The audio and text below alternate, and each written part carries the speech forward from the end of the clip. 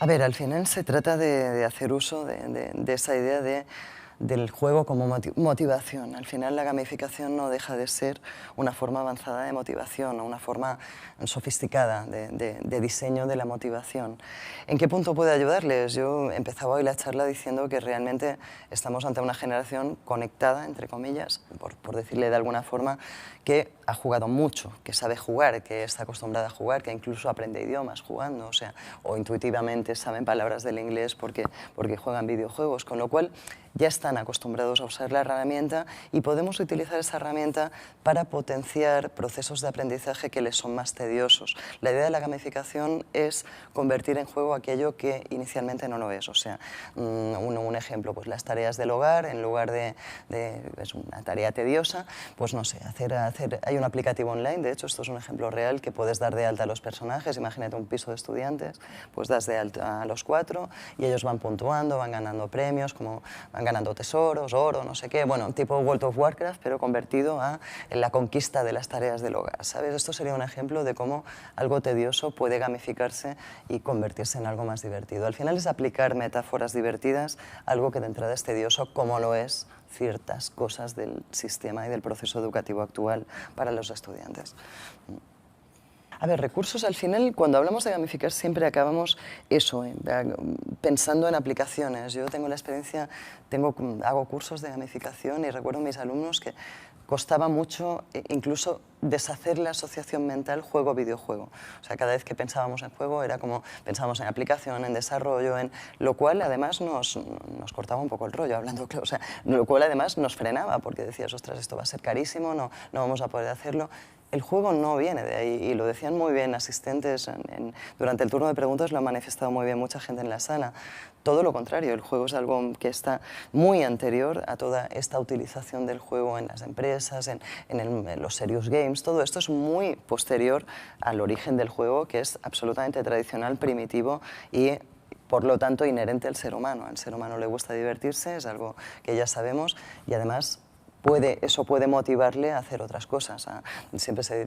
O el tema es que la motivación no sea el juego, sino conseguir algo, un objetivo, digamos, más elaborado, más interesante, más humano, a través del juego como herramienta, como instrumento.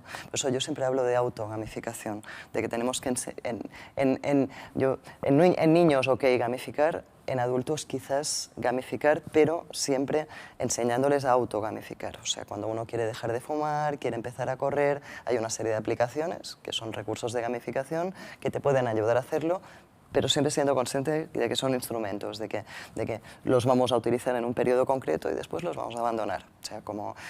O sea, ha sido muy divertido porque al final de la charla aparecía el concepto como... bueno, decíamos, en el fondo esto de la gamificación era un recurso para tontos, o para tontos no, pero si yo fuera capaz de dejar de fumar sin utilizar una aplicación, no la utilizaría. O sea, yo soy consciente que de mi deficiencia hacia el hecho, o sea, de mi inmadurez hacia el hecho de dejar de fumar, deriva la necesidad de bajarme una aplicación, si no, no la necesitaría, ¿sabes?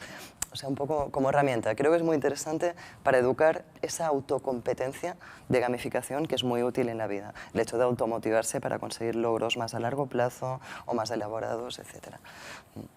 Yo creo que más allá del fenómeno de la moda que está ahí, o sea, yo creo que estamos viviendo, quizás está emergiendo, no diría que esté el tema de la gamificación en una etapa de uso desaforado, no creo. O sea, la definición, la gamificación va a cambiar, va a transformar totalmente la educación tal y como la conocemos. Creo que es falaz en el sentido de que la gamificación lleva años transformando la educación y cualquier buen profesor gamifica en clase.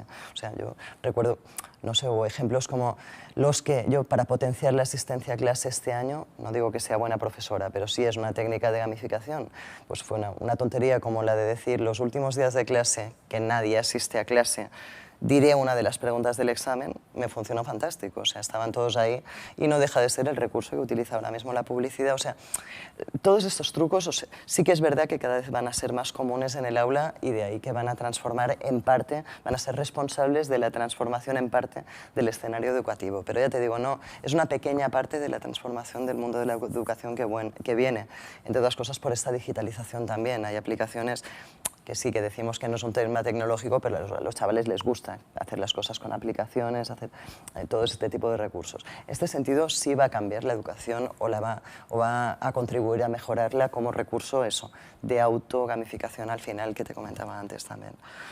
Claro, volvemos a lo mismo. Es que al final la gamificación se sitúa en una etapa del desarrollo moral del ser humano o del desarrollo de las satisfacciones del ser humano que es primaria. O sea, en el fondo lo que está haciendo la gamificación es decir, no hagas eso o estudia porque te voy a dar un premio, no hagas esto porque te voy a dar una moneda de chocolate o haz esto para que te dé una moneda de chocolate. Lo que está trabajando este nivel de motivaciones muy, muy primarias y por lo tanto dirigida a gente pues, que está aprendiendo a motivarse o está aprendiendo a ser un ser humano. Cuando uno madura, normalmente todo este tipo de refuerzos ya no le funcionan. Y a un trabajador, el hecho de que, por ejemplo, un incentivo económico, está demostrado además en muchos estudios que el incentivo económico, por ejemplo, que podría ser un ejemplo de gamificación, pues os controlamos el tema de fichar. A los que no lleguéis tarde, al final de mes os elevamos el sueldo. Esto sería un ejemplo simple de gamificación. Está bien, pero a largo plazo es bueno que el trabajador elija sus propios incentivos. O sea, está demostrado que muchas veces ese incentivo económico no es lo que quiere el trabajador, sino que quizás preferiría un tiempo libre o quizás preferiría... O sea, siempre y cuando no sea algo obligatorio y mecanizado, es bueno. Mecanizado y obligatorio puede funcionar para pequeños, para niños. En la empresa y para adultos, yo creo que los enfoques siempre son de entender la gamificación como recurso. No me motivo lo suficiente y por lo tanto puedo acceder a estos recursos de gamificación que me proporciona la empresa y puedo decidir, pues eso, intercambiarme. Es que no soy puntual, quiero automotivarme para ser puntual. Pues intercambiar esta puntualidad por más tiempo libre o poder elegir los premios, ¿sabes? Pero muy hecho a mi medida. Esa sería la aplicación en adultos, creo yo. Muy personalizado, muy adaptado a esa gamificación entendida como competencia que creo que al final, cuando tratamos de adultos, tiene que ser el objetivo. Si no estamos en la zanahoria, ¿sabes? Si no es muy peligroso, si no es muy peligroso. Bien, esta última me parece la más delicada de las tres, porque si te comentaba que al final la gamificación funciona para etapas primeras del desarrollo moral del individuo, cuando hablamos de causas sociales, lo que estamos intentando es al revés, estamos intentando que la gente se mueva por esos ideales, por ese... Entonces, te diría lo mismo, la gamificación puede servir para llamar la atención, puede seguir como pequeñas píldoras de toque de atención, como si hicieras un vídeo corto sobre un fenómeno social al que quieres que la gente que está sobresaturada de información atienda. Pues gamificar lo mismo. Si aplico determinadas recompensas a determinadas conductas, puedo puedo llamar la atención de la gente sobre determinadas cosas, pero tendré que elaborarlo más. Mira, te lo pongo en un ejemplo porque no lo he explicado muy claramente. La fan theory, una de las teorías de poco aplicar esta idea de la diversión a muchas cosas, a cosas que no tienen por qué ser divertidas. Hay un ejemplo en Estocolmo, que ya no existe, pero que fue una época en la que hicieron una escalera mecánica, la reconvirtieron en un piano. Entonces, en lugar de ser cansado, subir una escalera se convierte en divertido. Ok, hasta aquí gamificación aplicada a niños y fantástico, el niño se divierte, los niños se lo pasaban muy bien en la escalera. Pero ¿qué sentido tenía eso si no le explicaba a la gente el número o para qué había servido eso? O sea, al final, el objetivo final de esa campaña era sensibilizar hacia la necesidad de hacer ejercicio físico. Si yo no lo explico, si yo no pongo carteles de has quemado tantas calorías, ¿qué gano con eso? O sea, al final no tenemos que perder de vista el objetivo y en el caso de causas sociales todavía más, de que lo que vamos es ir a potenciar valores mucho más elaborados que de la recompensa primaria. ¿Sabes? Pero no solo quedarnos ahí, ¿sabes? Siempre, vuelvo a lo de siempre, que sea una herramienta y no el objetivo.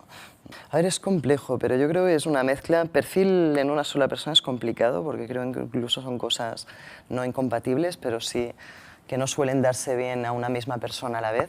Pero diría que un desarrollador informático es imprescindible a día de hoy, porque hay muchísimas cosas que, ya te digo, no es exactamente tecnología, pero sí que cuanto más tecnológico y más guay y más innovador y más cool es mejor para las nuevas generaciones, es evidente, con lo cual si tenemos un informático al lado tendremos ventajas, si tenemos presupuesto para tener un informático al lado, dicho sea de paso, un informático, un desarrollador, evidentemente, un psicólogo porque al final estamos hablando de experiencias de motivación y yo siempre digo que faltan psicólogos en todo este ámbito. De hecho, el psicólogo es una figura ya reconocida desde hace años en el ámbito de los videojuegos.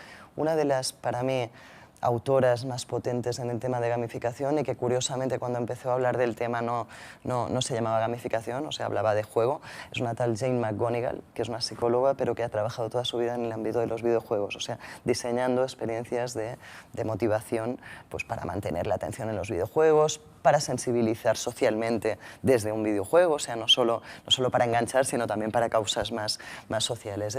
Un psicólogo, ya te digo, un desarrollador y no sé, o sea, yo creo que al final también la estrategia, el consultor de estrategia, que planifique todo el proceso. Yo creo que estas tres figuras serían bastante interesantes, pero aún así es una ciencia por hacer. Aún así, estos tres tendrían que, o en una facultad, si me preguntaras en la licenciatura en gamificación, qué profesionales tendría que tener como profesores, estos tres estarían, pero está por hacer, ¿eh? O sea, no, con estos tres solos tendrían que trabajar para crear ese nuevo ámbito. Está muy por hacer todo este ámbito. Está por hacer, no está por hacer el juego, pero sí toda esta tecnologización del juego.